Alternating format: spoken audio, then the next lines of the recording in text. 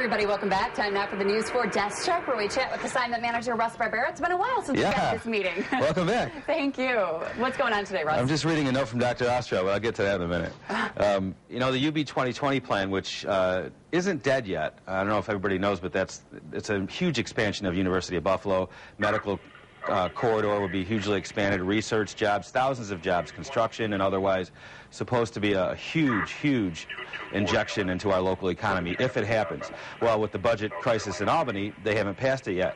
Well, this is the time where our senators need to step up. Senator Stachowski and Senators Thompson. I mean, this is the one time where they have influence over a vote in Albany, because their one vote can shut down the budget process because it's down to one vote. And if they say we need UB 2020 to go forward, or we're not going to vote for the budget, that gives them a lot of influence.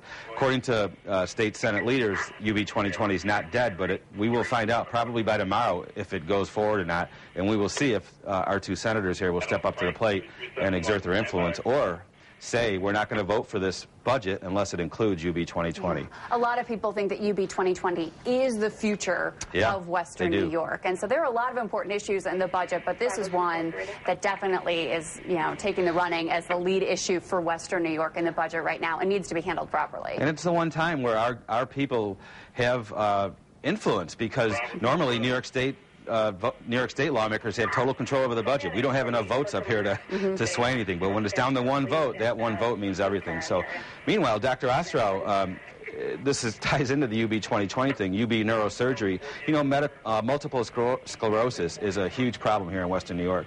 They've got a breakthrough treatment here, they think, that's been developed right here in Buffalo at UB. They're going to start applying it for the first time, I think, this morning.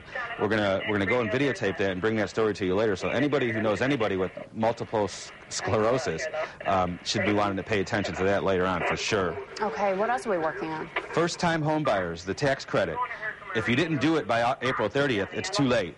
But you only had until today, if you did it by April 30th, to close on the house. Well, the Erie County Clerk's Office is going to be busy as can be today because to try to get those closings. And the U.S. Senate needs to extend that deadline of closings, or people who did it on time but haven't closed yet might lose the credit unless the United States Senate extends that deadline.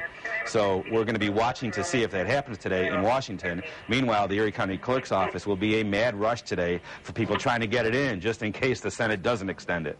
Okay. So these people followed by the rules, and through no fault of their own, you know, the banks just can't process all these applications fast enough. Yeah. So call your real estate agent, call your mortgage broker, figure out what you need to do in order to get this done. Yeah, and hopefully the U.S. Senate will pass the extension today. I think the holdup is they're attaching another extension of jobless benefits to it, and that costs a lot of money, and we're kind of swimming in red ink everywhere here. So we'll have to wait and see what happens with that. All right. Thank you so much, Russ. We got a lot more going on today, so be sure to log on to WIVB.com and also tune into News 4 at noon, 5 and 6.